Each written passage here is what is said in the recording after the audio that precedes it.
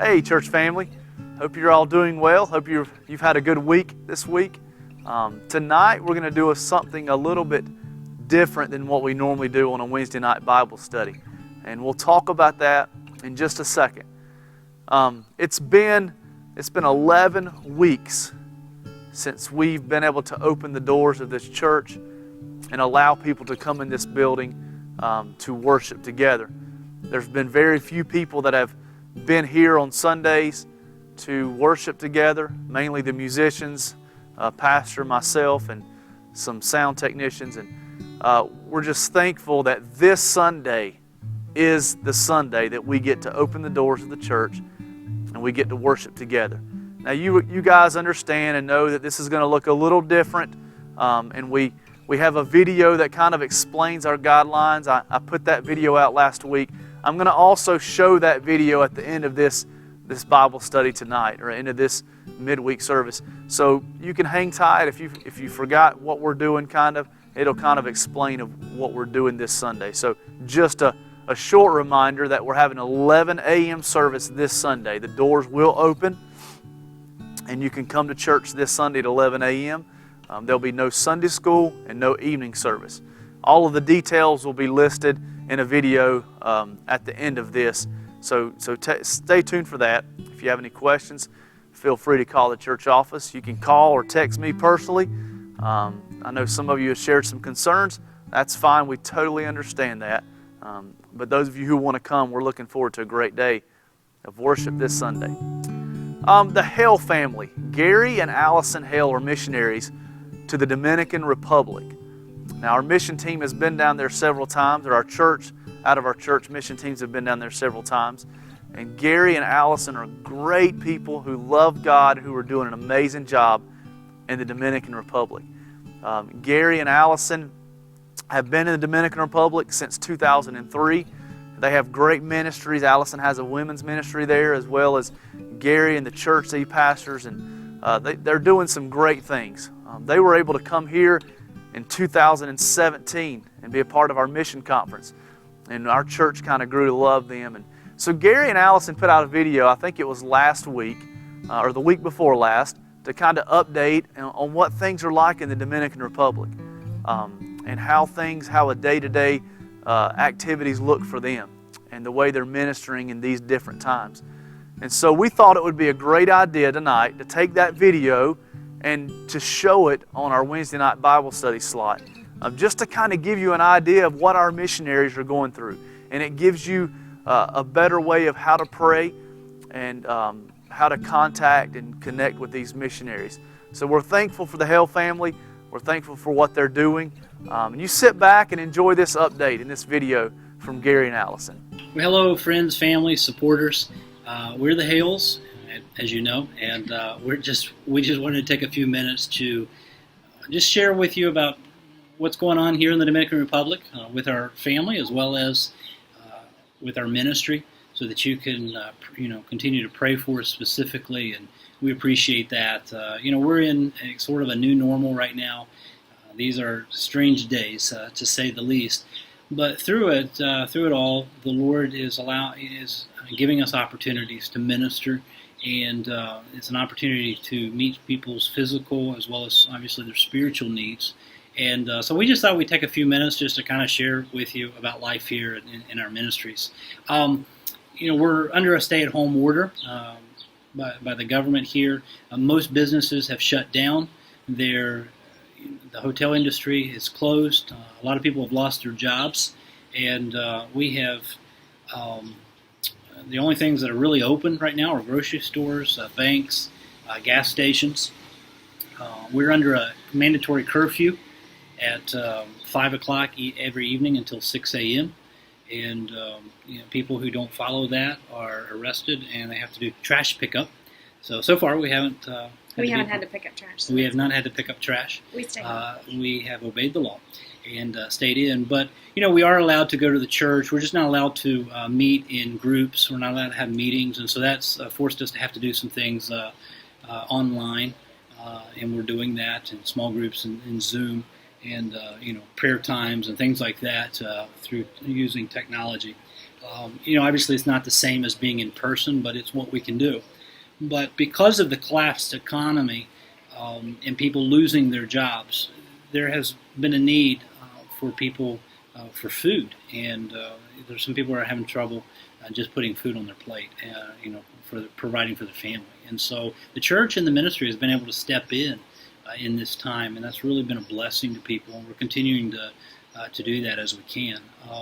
Allie, you're the director of the Women's Workshop, and how have you seen this time open up opportunities for your Well, a ministry? lot of you guys know that we have a ministry to the prostituted women out on the streets, women who are exploited in the sex trade, either sex tourism or just the sex trade in general. And what we've been able, normally we go on outreach, but around 8:30, 9 o'clock at night, and reach out to the women who are in the streets. Many of those women are out there because they need to feed their families, but because there's a mandatory curfew, everybody has to be inside their house at 5. So what we've done is we've gone out to the marketplace, the market areas where we can find them, and we've around 3:30 or 4 before the mandatory curfew kicks in, and we've been able to meet them, spend more time with them because it's light outside, it's not dark and scary at night, but we've also been able to give them letters of invitation to the church so they can come and for a bag of food every week. So they arrive. Why do they need the letter? The letter is so that if they are stopped by a policeman asking why they're breaking the shelter at home, suggestion, they actually have a letter in their hand saying that they're coming to the church for a bag of food. And it also keeps it straight. We have a lot of women show up, and so if they have a letter, they're guaranteed a bag of food. And so we have about, right now, this week we'll give out 30 bags of food to different women in crisis, just from our ministry, not including what we're giving out for the church. And so they show up on Tuesdays, and then another group shows up on Fridays, and it kind of keeps it organized with the letter of invitation, but it also allows them to come to the church kind of a risk-free. A lot of them feel nervous showing up to the church, but this way we're promising them a bag of food.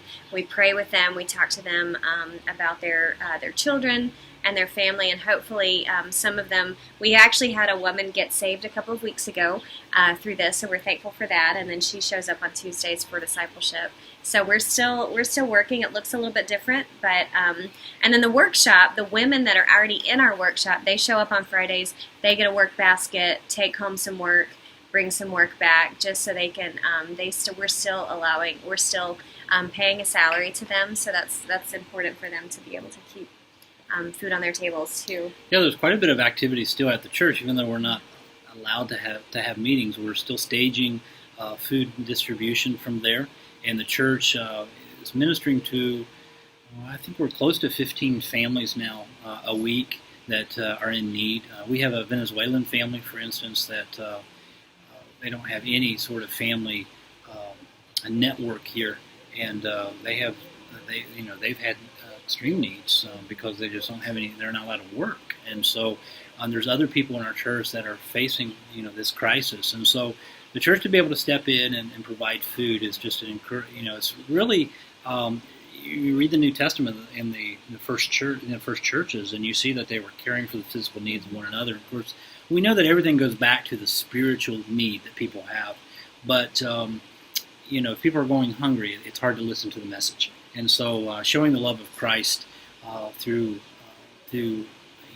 helping people with their physical needs that are really needs, not just wants, not luxuries, but are really basic needs, is one way that we can open up the door to ministry. We're also, as a church, we are doing a lot of Zoom meetings, and surprisingly, our there's a bee or something flying around me, but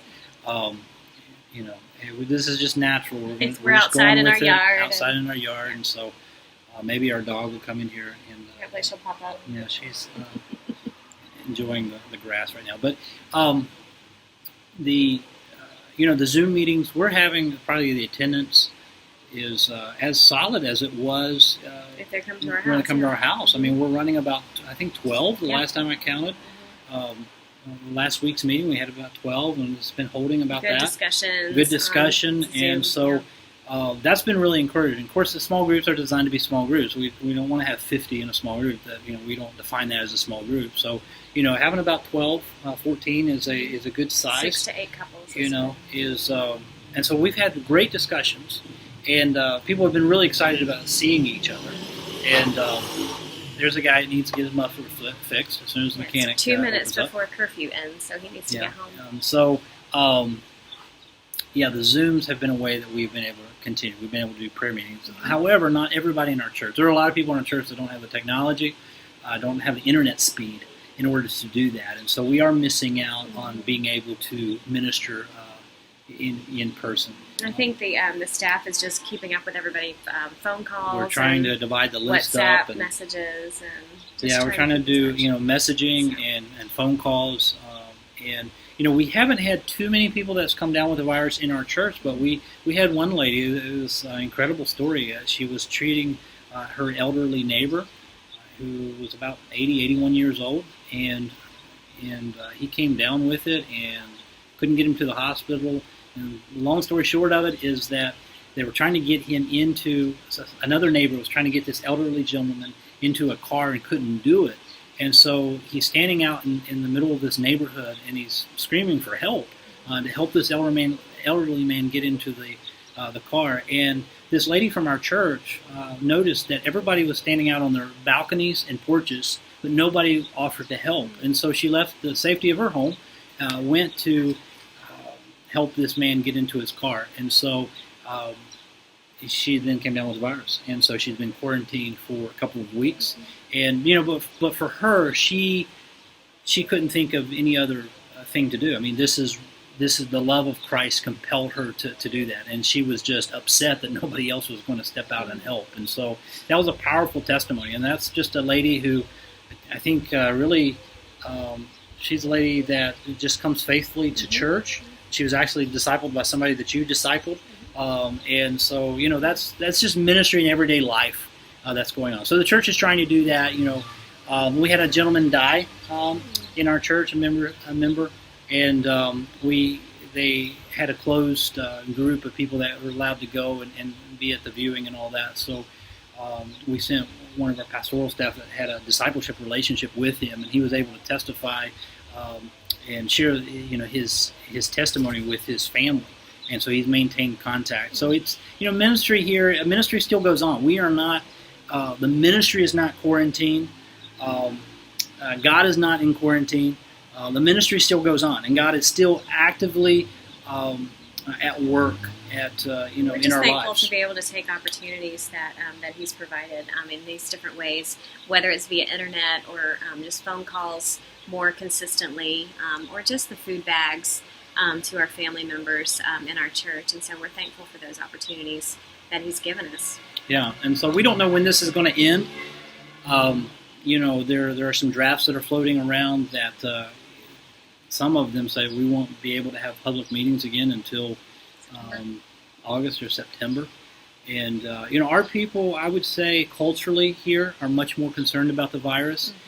But They're taking it more seriously. They're taking it more seriously. But you have to realize part of that is because of the lack of health care here. There are a lot of people that do struggle with pre-existing conditions, and so if they were to get this disease, there's not a whole lot of there's more high risk. We've got more diabetes is more prevalent here, especially in Santa Fe. There are diabetes, asthma is more prevalent, especially because of the low, just high humidity. It's harder to breathe, and notice the sweat rolling down your face. And it's getting hotter, and so we're just. But they are taking it. They're taking it seriously. The stores close at 3:30 in order to be able to clean and disinfect everything before everybody comes in the next day.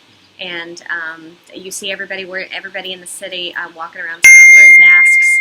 And so anyway, so they're pretty strict about it. So anyway. Yeah. So. As you pray for us, just pray about wisdom and how we lead the church in the ministries. Obviously, as part of the DR vision, there are a lot of things that are moving parts.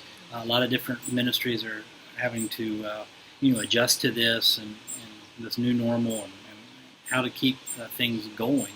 But specifically for us, I think we would ask prayer for the Lady Safe House or the Rescue Rest workshop, and we would ask for the church. One need in particular for the church is that, last year the church stepped out in faith to purchase a new building. And this new building exponentially adds to the ministry that we can do. I mean, we had teenagers, and we had the largest teenage groups coming on Friday nights. Before the pandemic, we had college group. The college ants are down here. Ants are attacking us. We have college groups meeting. We've had medical clinics. We had medical clinics. We used it for men's fellowship. Men's basketball. We're getting ready to launch a sports ministry. In fact, a missionary family came to help us with this right before the pandemic hit, and they haven't even gotten into their ministry. Welcome to our world. But it's been used so much. The women's workshop is there now. The Mercy Workshop. Every day, Monday through Friday, and the church offices are there. But the facility has just, and that facility has allowed us to expand the auditorium, right? Yeah. Which we are running the best crowds that that we've ever had. I mean, in any sort of special service, it's tight. It was tight. We had full auditorium. So this building was not just a luxury; it really was a need. We stepped out on faith. We did that. Now the economy is closed, and we have $150,000 that we just sent a loan payment of $3,700 from the church toward that, so it puts us right under $150,000. I would ask you just to pray for that, and we know that God will. We believe that God is in the purchase of that building. We saw Him work in just amazing ways, but at the same time, if we can't meet as a church family, and people, even if we can meet, people are going to be scared about coming back, and then people are losing their jobs. Mm-hmm. There's just, you just pile that on top of each other, and you just, how are we going to do this? And we're just trusting the Lord. We're just trusting the Lord that He's going to meet that need. And so I don't know that we're going to be able to pay the $150,000 off. We were trying to eliminate at least $30,000 this year because we have low interest. But once November hits, we have to put 3% interest on that, and so we had already cut back on our budgets and all that to make the payments. And this is just this has been a tough blow on this, and so we would just ask you to pray. Just pray. Don't feel like your arms being twisted or anything like that. Everybody has needs everywhere, and our church is doing the best they can, and they're giving. But this would be a special prayer request, and so I've actually been at the church when people have shown up and just given their offering envelope for us to put in the church office and store in the safe. In the meantime, so there are families out there, Dominican families in our church that are committed to their tithe, committed to tithing, committed to giving. And so we're praying that the Lord just blesses that throughout this, because He knew this was going to happen. We didn't, but He definitely did, and so it wasn't on our strategic planning for a pandemic. But people are still looking to see, and I believe that we'll come out of this stronger eventually. I think a time like this allows you to really think about what is important in church. And in your Christian walk and in your family. And so I think there's a lot of things that are happening that's allowing us to refocus and check ourselves. And I think there's great potential. So during this time, we are alive, we are well. We didn't bring our masks out to show people, but we do have our masks when it's needed. But we are not we're not living in fear. No. God will take care of us. We're also not tempting Him. We're trying to be follow the rules as we can, but looking for opportunities to minister to people as God allows. So thank you for your faithful prayers. Thank you for your support. Thank you for your encouragement. Keep praying for us. Pray for our team as well. We have lots of people on our team that have decided to stay here in order to meet the needs as they arise, and so we're blessed by that, to have such a dedicated missionary We just wish we could see them more. Yeah. So every once in a while we run into them at the church on different ministries, but for the most part everybody is sheltering at home and doing a lot of their ministries and discipleship online. So just pray for So us. we need to show them our dog. Roxy, come here. come here. Come here. Oh, she's red-faced. Oh, she is Come here, out, sweet man. girl. We she was just- asleep. she Look was at asleep. her. Come on. Everyone wants to see Up Roxy. here. Come Everybody here. wants to see Roxy. Come on. Come on, Roxy. She's like, I don't know what to do. Let's see. Come on. Roxy. Oh, she's sighing. Oh, she's sighing. She's like, we don't Come know. here, sweet girl. You want to Come come up here? Here There she we go. is. Oh, Oh, look at her. Look at her. Look. Look. Say hello to people. Say People hello. want to like you. Everybody Oh, say, yeah, yeah, yeah. yeah. Yeah. See, and and we have more time. She's loving the quarantine. She loves the quarantine because she gets walked every day and she gets scratches all the time. Yeah, she's our baby. So anyway. Yeah. Anyway, okay. So that's Roxy. You want to see? Look. Oh, yeah, look at her. yeah. She's beautiful, isn't she? Okay, so, yeah. Now she gets getting the good scratches. So anyway, we're gonna get off here to scratch her dog and play have with dinner. her and have dinner. And I don't know what we're gonna get into tonight, but it's after quarantine, so we'll be here. We're home. So anyway, thank you again. God May bless God you. bless Thank you. Bye bye.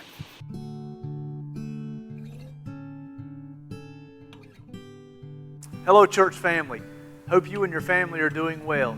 Wanted to come to you today with some important information concerning our reopening date on May the 31st. This past Monday, we had a meeting with our deacons and leadership and went through some guidelines of what that day is going to look like. And so we wanted to share those with you today. Let me first say I want to thank you so much for your patience, for your prayers. This has been a difficult journey, a tough journey, making some difficult decisions. But we have a great church family who is supportive, and we thank you so much for your support and your prayers. We also thank you for your continued giving. Your financial support during this time has meant a lot, and we thank you so much, church, for being faithful in that.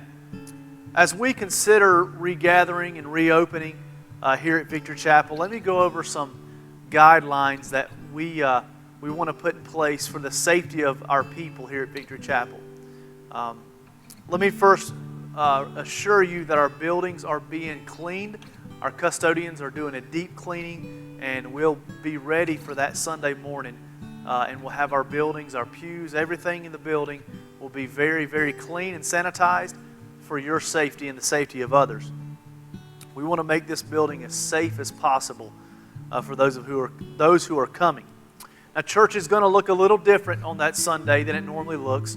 We're not going to have a normal church service where you can congregate and fellowship and shake hands and hug. And I think you understand that. I think as a church, we understand that we want to, at the very best we can, try to avoid any sickness. So that Sunday, May the 31st, we're asking that you please, we're not going to have a fellowship time. You please don't shake hands. Please don't hug, because we don't want to spread any kind of germs or any kind of sickness to anybody inside of our church building. So when you come into the church building, we're asking that you find a seat and you and your family please sit together, and we're going to continue practicing the social distancing.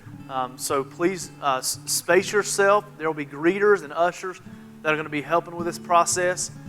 So would you please, as a family, parents, keep your children with you and sit together as a family. That day, May the 31st, we'll only have an 11 a.m. service. There'll be no Sunday school. There'll be no children's church. There'll be no nursery. The nursery and all the classrooms will be closed. However, if you do have a child and you need to take that child and change diapers and things of that nature, there will be a mother's room available for those kind of services. But there will be no nursery and no child care that day. Also, there'll be no evening service on May the 31st. Our buildings will be opened around 10 minutes before service starts. We're not going to open. Our goal is to try not to encourage congregating, and so we're trying to keep it a social distance. So our buildings won't be open early. We'll open about 10 minutes before service, and then we're going to ask people at the end of service to leave, and we'll also be closing our doors about 10 minutes after service. Our hallways and our classrooms, the side hallways and the back hallway, they're going to be closed off. All the classrooms and offices will be closed off, just so we won't be going around opening doors and spreading germs.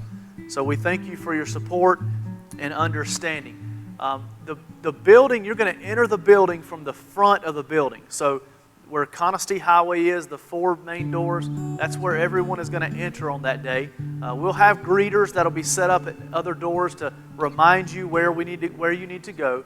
But we're asking everyone, there'll be people to open the doors for you, so there'll be very little contact of anything. And then with the restrooms will be open. However, we're going to limit the restrooms to 2 people at a time. So there'll be people there that'll be monitoring that as well. And let me just stop and say this.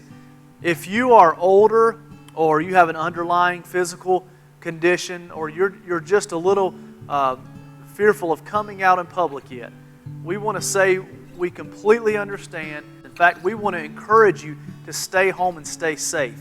If you or anybody in your family who has been sick, please stay at home. And we will still have a live stream that day. Our live stream will be on our Facebook page, our YouTube channel, and on our website.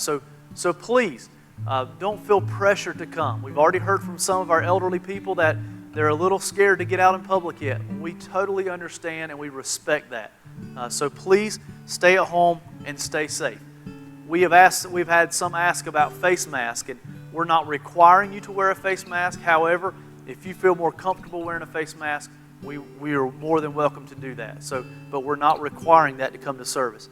Thank you so much for your patience with us and for understanding. This has been difficult. This has been hard. We miss church as we know it, and we can come together and hug each other and sing together and have fun worshiping and enjoying our fellowship. But we thank you so much for your patience as we start to reopen and things are starting to get back. We thank you for your patience with that. We continue to desire your prayer as we make decisions from here on out. We thank you for your prayer and thank you for your support. We look forward to seeing you May the 31st at 11 a.m. right here in this auditorium. God bless you and have a good day.